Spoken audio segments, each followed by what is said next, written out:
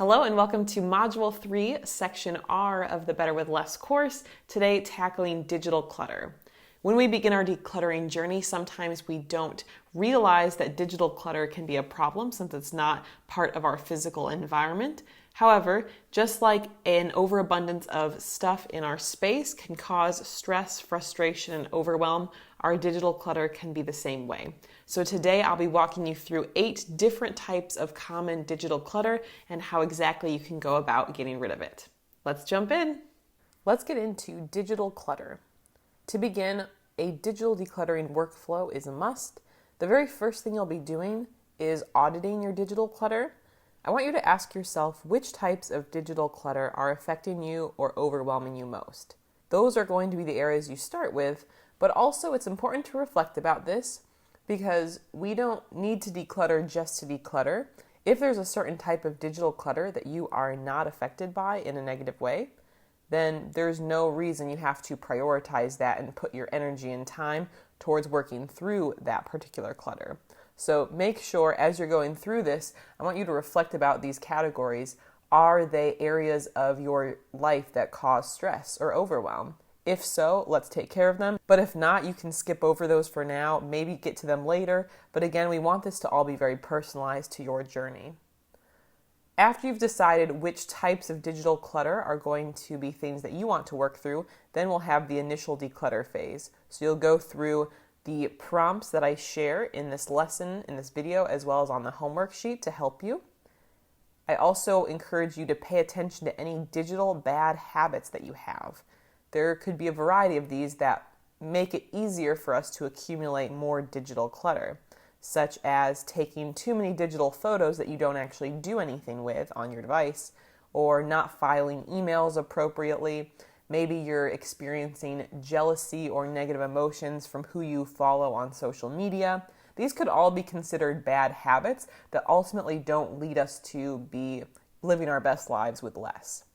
After you have kind of worked through these different bad habits, I encourage you to practice some monthly maintenance, or if it's not monthly, at least maybe every other month or quarterly. Go through these things and just make sure nothing gets out of hand. Of course, this doesn't really sound like the most fun thing to do. However, periodic maintenance not only is much quicker than your initial declutter phase, but it also is going to help you maintain the clarity and the systems that are in place. And it might only take 10-15 minutes, and you can also use a checklist that's included as part of the homework sheet to help you. Now let's get into the specific types of digital clutter, starting with email. First, a few questions to reflect about. What email accounts do you have?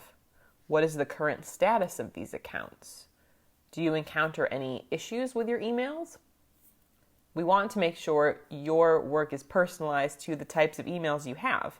So use these tips in whatever way best apply to your situation. For some success strategies, first strategy, when in doubt, unsubscribe.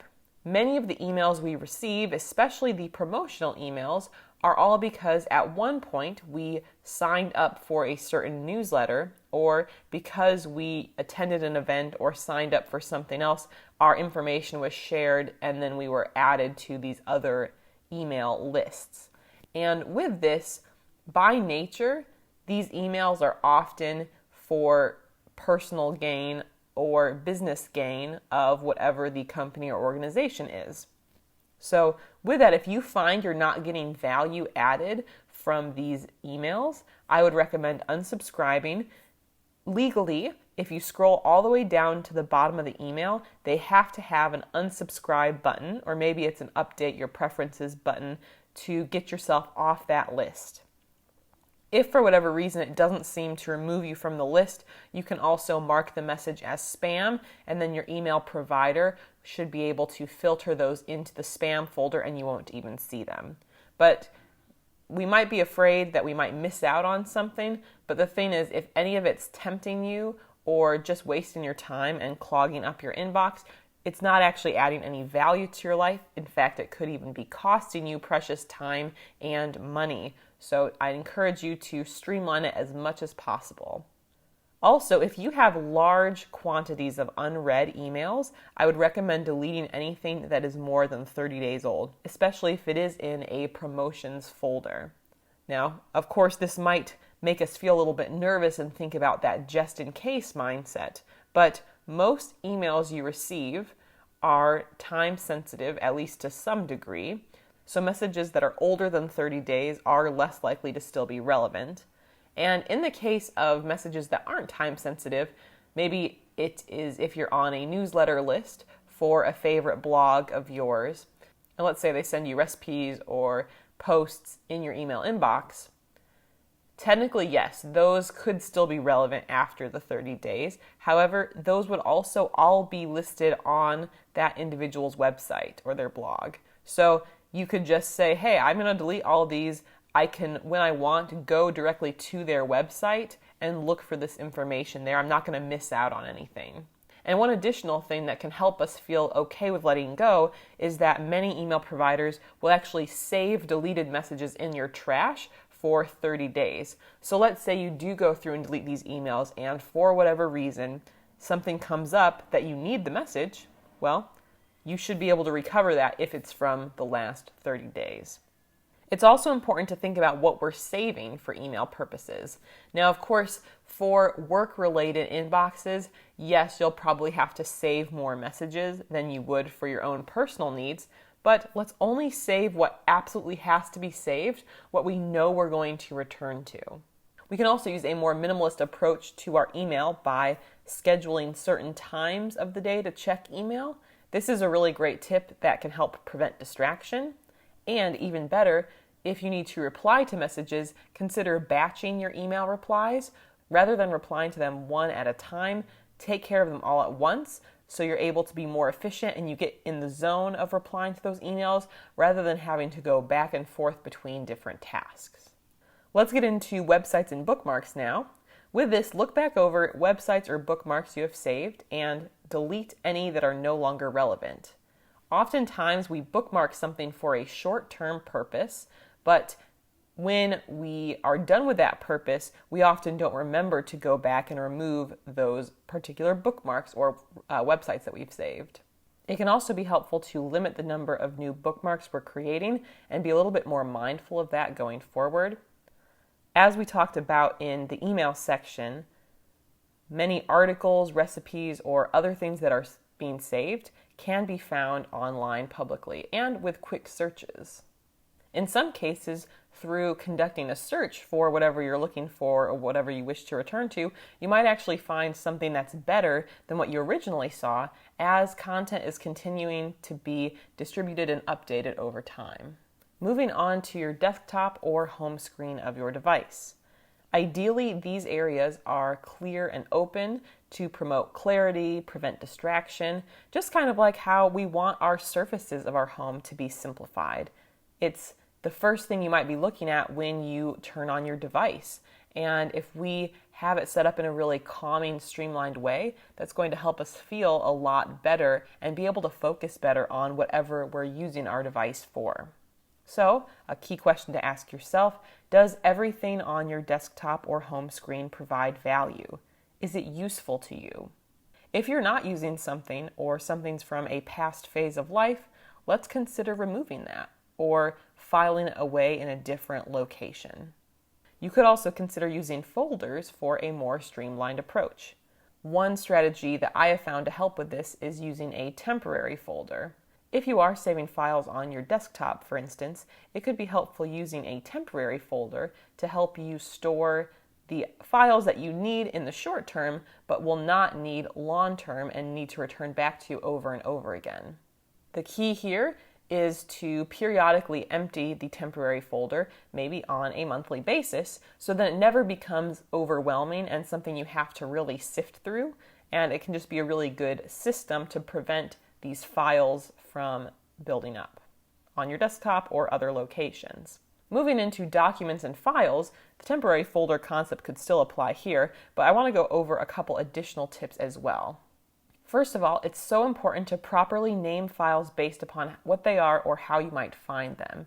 Have you ever downloaded a file that had a crazy name of numbers and letters that you would really struggle to find again if you had to search it on your device. Be strategic with how we name files so it's a lot easier for you to get what you need. It also is important for us to delete duplicate or obsolete files. I know there might be temptation to want to hold on to everything, or it just might feel tedious to go through that. Duplicate files are just like duplicate items. They don't really serve a purpose. Duplicate files arguably serve less of a purpose than their physical counterparts.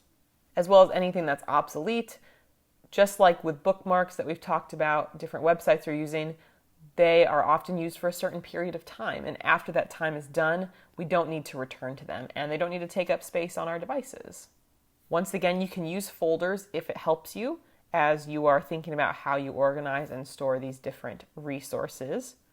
And this last tip here, this would go against some feedback that's often shared by many people in the tech space, but they also aren't operating from a minimalist perspective, and that is to back up files strategically. Now, overall, there are many positives to backing up your device or your files.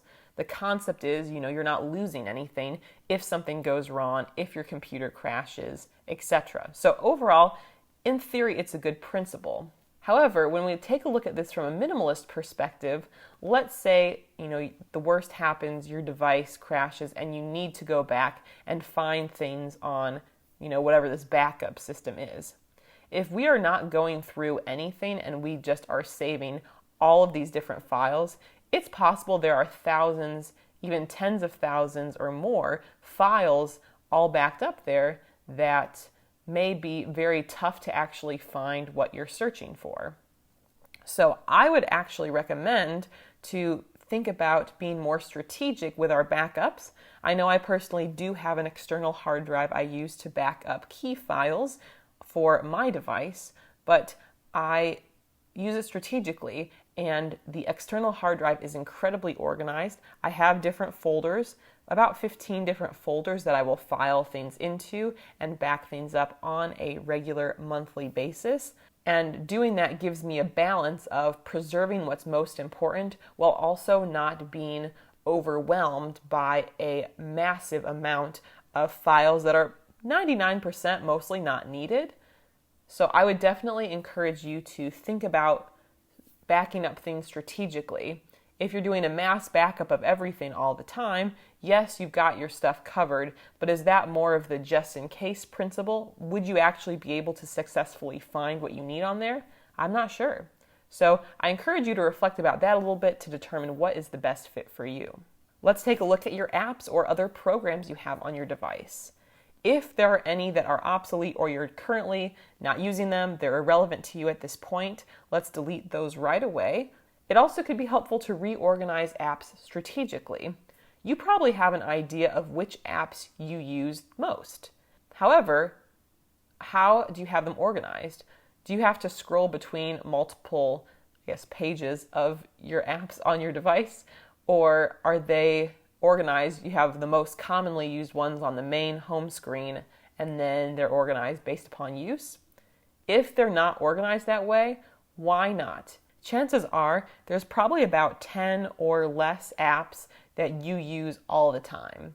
And so you can place those all together in the same space, which will prevent you from having to swipe back and forth between the different pages of these apps.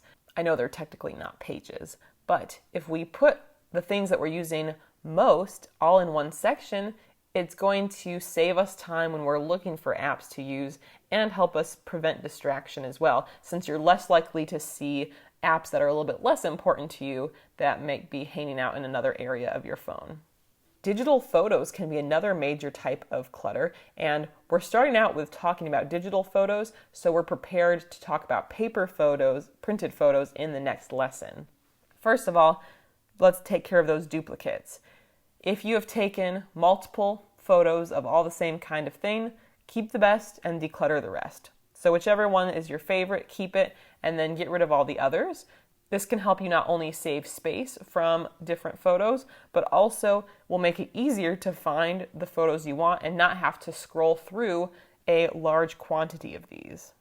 For a habit shift, it can be helpful to get into the process of deleting extra photos sooner after taking them, so you are not just letting them build up in mass quantities.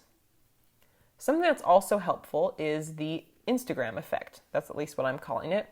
And it's the question of, is this worth taking a picture of when you're thinking about taking a picture of something? I know back in my days where I was drowning in clutter, I also was taking tons of pictures. There were a few trips that I went on and vacations where I took thousands of pictures. And I just felt like everything was beautiful. I had to take a picture of everything. But what I've realized over time, and actually for me having an Instagram account has helped me with this, because sometimes I would think like, oh, let me take a picture of that. And I would hold up the camera and I would think about it. And I said, I don't think this is necessarily an image that needs to be captured forever. By itself, I don't think I would actually ever post on Instagram, for instance. Maybe I can just enjoy the moment right now and not have to worry about trying to preserve that exact moment. So that was a really helpful mindset shift for me, and I find that I have pushed through any, photo guilt, like, oh, I need to take a photo of this, or being able to live more in the present moment rather than behind the lens. And I think those are not only very healthy principles to being present in life, but also to prevent as many photos from being taken. Let's go into notifications.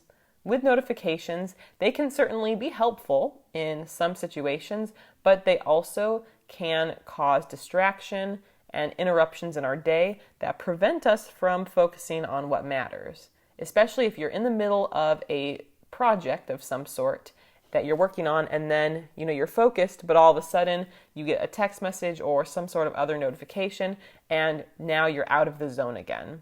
I would encourage you to go into the settings of your device and turn off any notifications that are not adding value. For example, on my phone, the only thing I get notifications for are calls and text messages.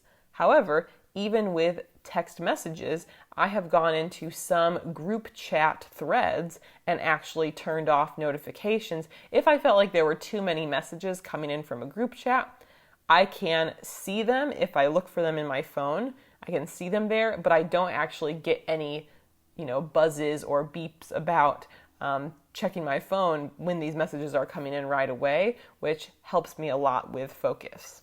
These sorts of notifications can also pop up on our device. If you've ever been on a website and maybe there's a pop-up that says, would you like to turn on notifications? This website would like to send you notifications. I always recommend that you say no to that, just because it is in their best interest to notify you of these different posts, but that doesn't necessarily mean you want to receive that notification. So keeping that off means that you're less likely to experience that extra and maybe unnecessary distraction.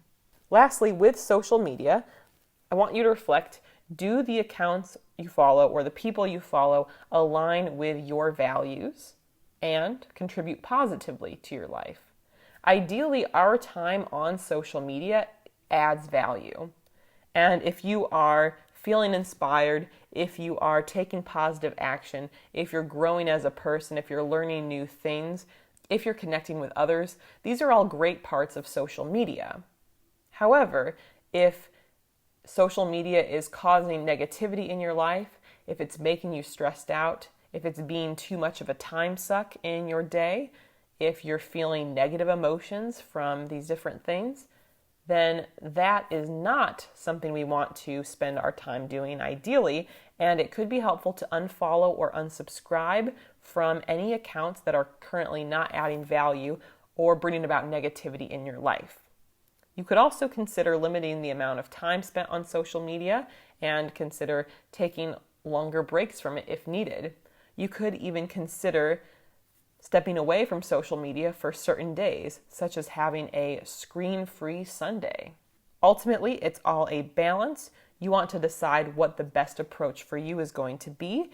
And of course, this is a trial and error sort of situation, but hopefully you find that your time spent with social media is very impactful and meaningful rather than just a waste of time or worse. We talked a lot about different types of digital clutter in this lesson, but as I mentioned at the beginning, the homework sheets for this particular lesson will walk you through a lot of what we discussed here, so you can have that printed out or use it digitally to help you work through these different types of clutter in a way that works best for you. Keep up the great work, happy decluttering, and I'll see you in the next lesson.